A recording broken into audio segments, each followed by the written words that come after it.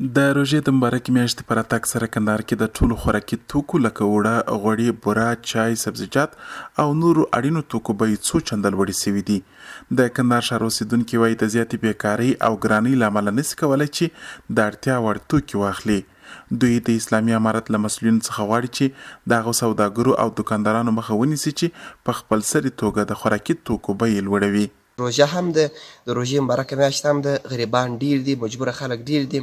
نو اول خو دا مسؤلیت سوداګرو ته راجع کیږي چې دوی باید په دې برخه کې لږ څه خپل مسؤلیت ډیر ادا کړي، هغه د بیو په کموالي کې رغنده رول ولوبوي، او په دویم قدم کې به اسلامي امارت مسؤل دي چې په دې برخه کې جدي توجه وکړي.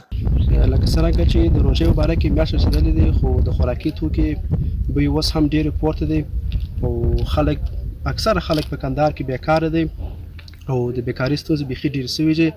نو زما هیله ده د تجارانو څخه خصوصا چې د خوراکي توکي بیې باید کنټرول سي یا هم کښته سي.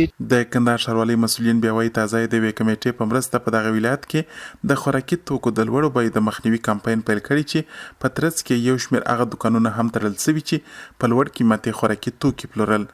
د کندهار ښاروالۍ ویاند زمری څرګند وایي د نرخونو د کنټرول ترڅنګ د خوراکي توکو کیفیت څارنه د دوی مهمه دنده ده.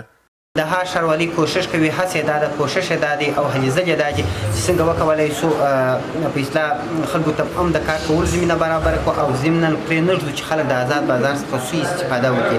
موږ د خوراکونو کنټرول کوو، د خوراکونو کنټرول سته، یعنې د خوراکي موادو کنټرول سته. موږ د مراقبت سیار ټیمونه، د تنظیمي مارکېټ سیار ټیمونه ګرځي، په مختلفو برخو کې د تنظیمي مارکېټ ټیمونه په شا کې پلټنې کوي او نه یوازې دا چې د موادو و کیفیت ته ګورو، د هغه څنګه کمیت مهم دي او ضمناً کولی شو چې خلکو داسې ذهنیت ورکړو چې د آزاد بازار څخه خلک سوء استفاده ونه کړي. هر کال د روژې په مبارکه میاشت کې د هیواد د نورو ولایتونو په څیر کندهار کې هم د خوراکي توکو بیې په ناڅاپي توګه لوړیږي چې سوداګر یې د علت په اړه له څرګندونو څخه ډډه کوي.